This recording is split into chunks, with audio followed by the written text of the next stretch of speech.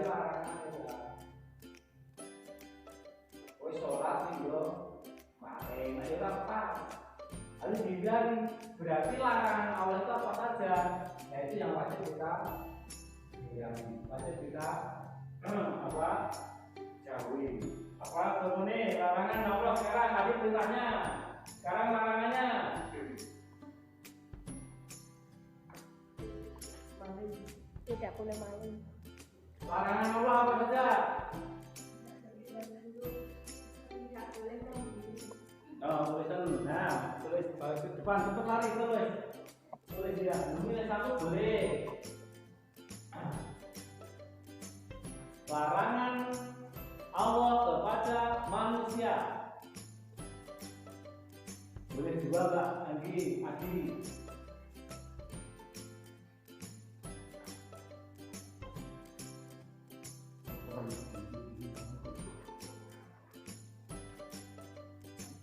Tidak boleh membuli, itu sesuai dengan topik yang kita bahas. Terus yang kedua, Mbak Andi, larangan Allah apa saja?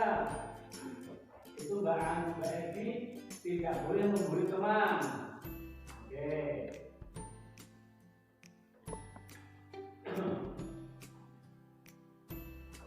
Ayo Mbak Siti persiapan. Jangan mikir.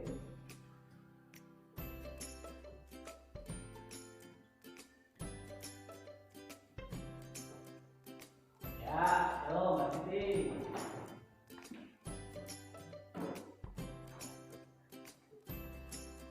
Yang ketiga.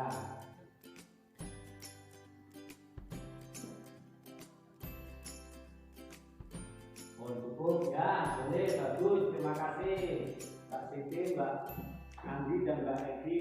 Sebagai contoh bahwa kita itu dikatakan takwa apabila kita bisa melaksanakan perintahnya dan menjauhi larangannya. Tidak boleh satu tok, ya, tidak boleh berperintah tok, tapi larangannya tidak dijauhi, harus komplit ya.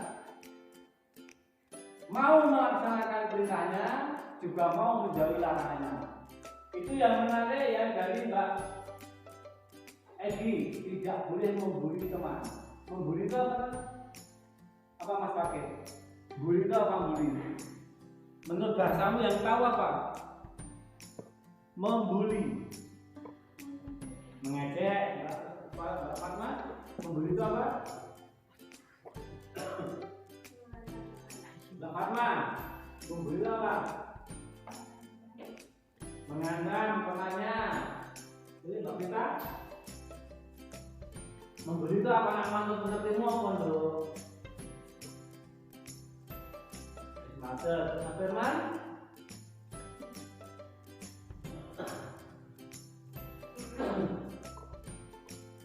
jadi membuli itu adalah perbuatan yang baik atau salah atau jelek? Jelek. Nah jelek ini dilaksanakan atau tidak? Tidak. Nah sekarang caranya bagaimana?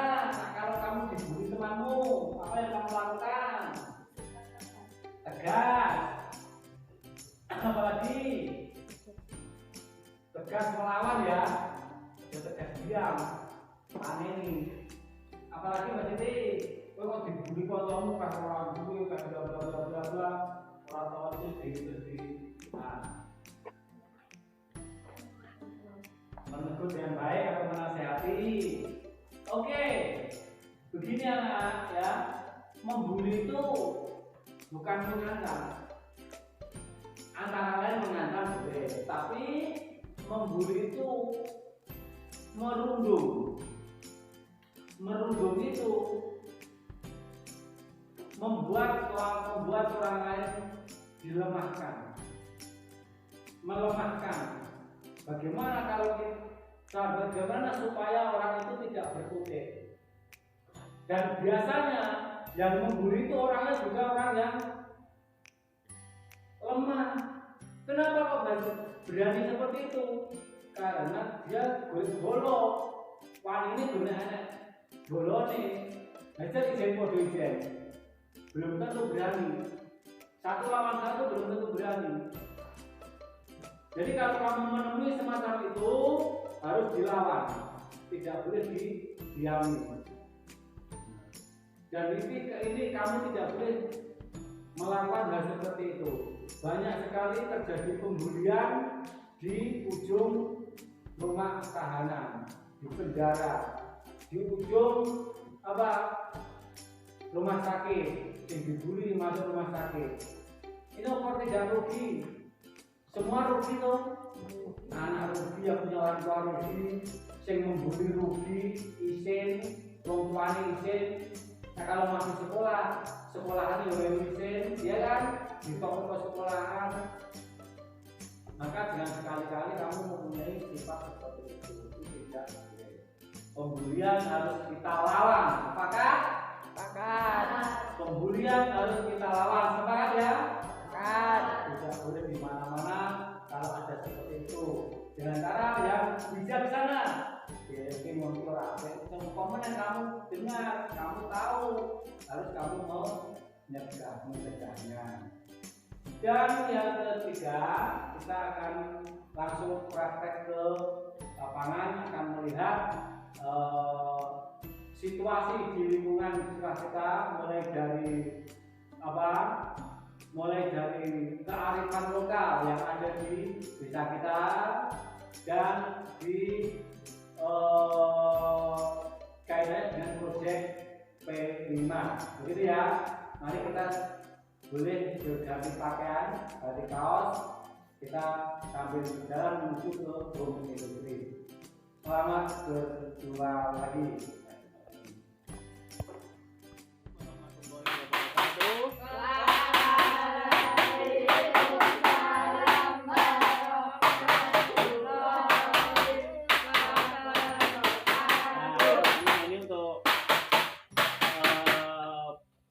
Yang kedua yaitu tentang kurikulum merdeka yang berhubungan dengan P5 Pak Guru sampaikan ya. Nah ini akan kita langsung ke tempat yang kita tuju, yaitu dengan produksi ukir yang termasuk home industry.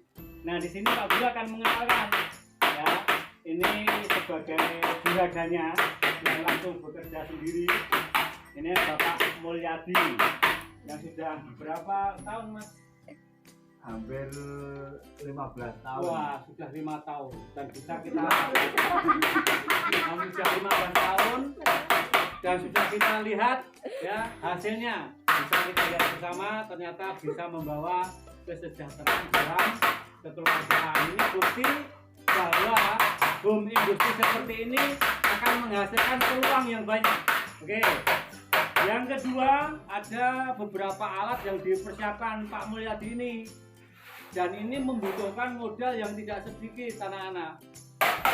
Ini peluang besar untuk meningkatkan kesejahteraan ekonomi itu di kalangan pedesaan. Namun ternyata hasilnya pun tidak kalah dengan perkotaan. Ini alat-alat atau bahan yang dibutuhkan. Pertama, Pak Mulyadi itu harus menyediakan lokasi yang lebar seperti ini. Coba bisa diputar. Nah, menyiapkan lebar seperti ini baru tempat saja, belum sarana dan prasarananya. Mulai dari alat seperti ini ya. Ini namanya tatah ya Pak ya.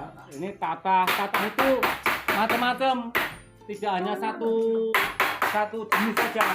Ada yang ada hampir 50-an model ya. Ya, 50-an. 50 model tatah itu namanya. Nah, ini juga bahan biasanya Pak Mulyadi itu membuat sendiri. Itu istimewanya alat yang digunakan itu bisa membuat sendiri. Tapi kalau masih yang awal-awal biasanya membeli. Namun ini sekian banyaknya ini juga hasil prakarya dan karya Bapak Mulyadi sendiri. Dan Pak Mulyadi ini dalam bekerja juga dibantu beberapa karyawan. Kurang lebih ada berapa Pak Mulyadi? 3. Ada 3 yang tetap. Tapi kadang ada yang mocok, mungkin tambah 2 atau 3 yang numpang di sini. Oke? Dan 3 karyawan itu semuanya sudah profesional karena di bawah bimbingan Pak Mulyadi juga. Dan konon Pak Mulyadi itu dulu juga tidak instan anak-anak, ya sekolah dulu berapa tahun Pak Mulyadi? Wah, di Demang itu hampir 7 tahun. Oh, 7 tahun sekolah agar bisa membuat sendiri seperti ini. Ternyata hasilnya sudah kita lihat. Itu tadi alat yang pertama yaitu tata. Sekarang ini ada pemukul. Nah, ini beratnya sekitar setengah kiloan ini. Jadi lebih, hampir 1 kiloan. Ini alat yang digunakan untuk menata itu. Dan selanjutnya ada pun bahan yang digunakan yaitu seperti ini. Bisa dicok. Nah, ini hasilnya yang sementara ini belum jadi, tapi sudah bisa kita lihat. Hasilnya ini adalah kaligrafi tulisan Allah dan ornamennya. Ini ornamen yang kalau di tempatnya Pak Mulyadi itu ornamen yang ringan ini sebenarnya, tidak serumit yang biasa didapat job itu, tapi ini sudah bagus, ini sudah bisa dikerjakan. Ini juga yang kedua. Ini bentuknya ini apa ini Pak Mulyadi? Itu buat lampu gantung. Oh, lampu gantung. Nah, ini juga terbuat dari bahan kuningan. Untuk yang itu sudah jadi ada di dalam. Oh ya, nanti akan kita lihatkan yang bisa siap dikirim. Monggo. Bisa dikirim. Nah, ini juga termasuk lokasi punyanya Pak Mulyadi yang dulunya di sini karena tempatnya kurang luas, maka Pak Mulyadi menerbangkan sayapnya, bisa membeli lahan sekaligus menambah aset yang ada di sini. Baik, kita akan melihat yang di dalam. Assalamualaikum. Ya, maaf. Ya aku pilih delok. Ya. Ini ada. Nah, bisa disut. Ini yang sudah jadi. Terus ini bentuknya berkarakter makhluk hidup karena hewan. Ya. Terus ini gambar yang kalau di sini itu terkenal gunungan.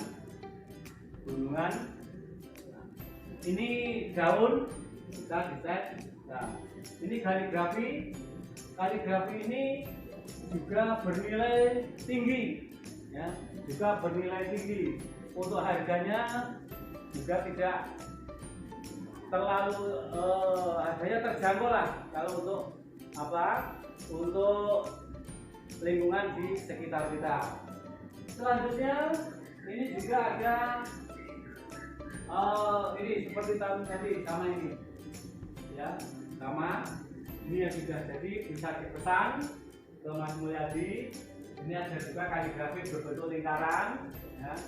Ini semua terbuat dari 2 jenis bahannya, yaitu tembaga dan kuningan. Dan baik untuk pengenalan yang ada di tempatnya Pak Mulyadi. Terima kasih, sampai jumpa. Kan pembelajaran yang tadi kita telah mengenal home industry yang dibuat di salah satu penduduk di sekolahan sekitar, dan sekarang yang kedua yaitu akan menikmati hasil pertanian di wilayah sekitar SD kita, ya. Ini anak-anak baru menikmati yang telah disediakan oleh orang tuanya, yaitu makanan berasal dari singkong, hasil kerja dari para petani di sekitar SD, ya, di sekitar sekolah. Ini antara lain, ya, ada yang dari singkong juga, ini modelnya seperti ini. Oke, ini singkong itu walaupun satu bahan bisa dibuat banyak macam, ya, bisa banyak dibuat macam. Ini namanya apa ini? Apa? Nah, ini apa? Tela-tela. Ini ada tripping, ya, tripping. Nah, ini ada gemblong ini, ya, yaitu apa? singkong direbus, baru dihaluskan, dikasih gula Jawa. Itu khas dari makanan pedesaan, namanya gembolong atau gemblong. Oke. Yang kedua, ini juga bahannya dari singkong juga, namun dikemas sedemikian rupa, dikasih bungkus dari daun pisang. Ini namanya sudah lain, yaitu namanya Utri. Bukan hari ulang tahun Republik Indonesia ya, tapi Utri.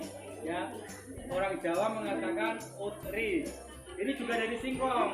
Cara buatnya singkong diparut, ya, diparut, terus dikukus, dikasih gula Jawa, dan dibungkus daun pisang seperti ini.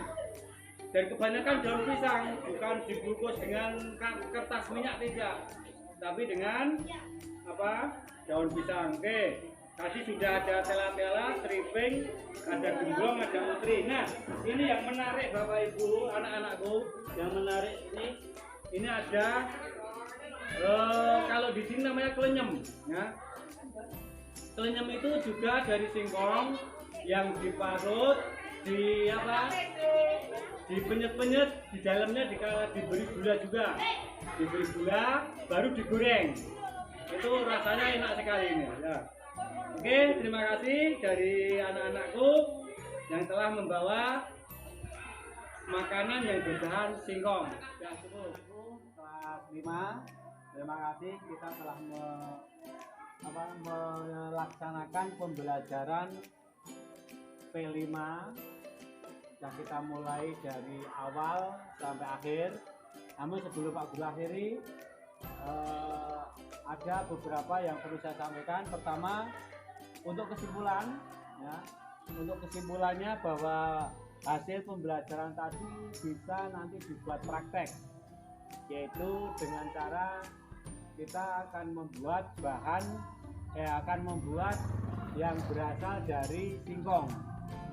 Boleh nanti dari 9 anak ini, misalkan Mbak Anggi pengen buat Putri, silahkan. Mbak Titi pengen buat klenyem, silahkan.